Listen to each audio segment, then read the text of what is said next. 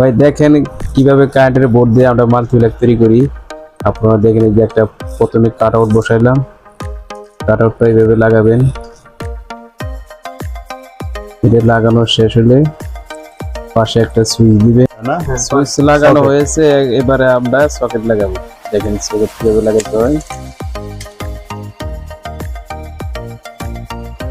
আপনারা এইভাবে তার কানেকশন করবেন। এই যে সকেট দিয়ে এই সুইচের প্রান্তে তার দিবেন একটা, দেওয়ার পরে নাটটা এইভাবে টাইট দিয়ে দিবেন। টাইট দেওয়া শেষ হইলে পরে আরেকটা তার নেবেন, নেওয়ার পরে আপনার এই কাট আউট থেকে আপনি সুইচের নিচের প্রান্তে তারটা ঢুকিয়ে দিয়ে নাটটা টাইট দিয়ে দিবেন।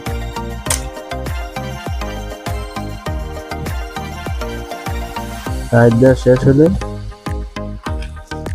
পরে 2 পিন সহ এইভাবে একটা তার নেবেন। নেওয়ার পরে এই কাট আউটের এই প্রান্তে একটা তার লাগাবেন। কাট আউটের এই প্রান্তে একটা তার দিবেন। দেওয়ার পরে এইভাবে আপনারা টাইট দিয়ে দিবেন। টাইট দেওয়া হলে সকেটের এই প্রান্তে একটা তার দিবেন।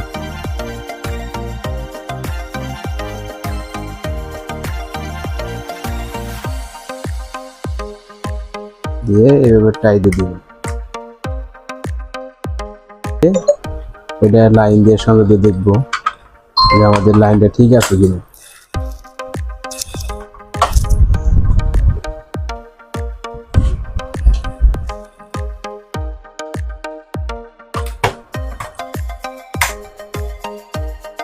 এই দর্শক দেখেন এই লাইনটা পাইছি, চার্জার লাগাই দিলাম, ঠিক আছে। আপনারা এইভাবে কাজটা করবেন। ইচ্ছা করলে এগুলা ছাড়াও বানাইতে পারবেন। আর আপনারা ইচ্ছা করলে 5-6টা পয়েন্ট বাড়াইতে পারবেন। যে যার যে পয়েন্ট দরকার সেই পয়েন্ট লাগাইতে পারবেন, সমস্যা নেই। তারও থাকলে সবচেয়ে ভালো। দেখা যায় আপনি কোনো ডিভাইস যদি আয়রন কি রাইস শর্ট হয়ে যায়, সেক্ষেত্রে আপনি ফিউজটা কেটে যাবে। এই ভিডিওটা ভালো লাগলে সবাই শেয়ার করে দিয়ে জন্য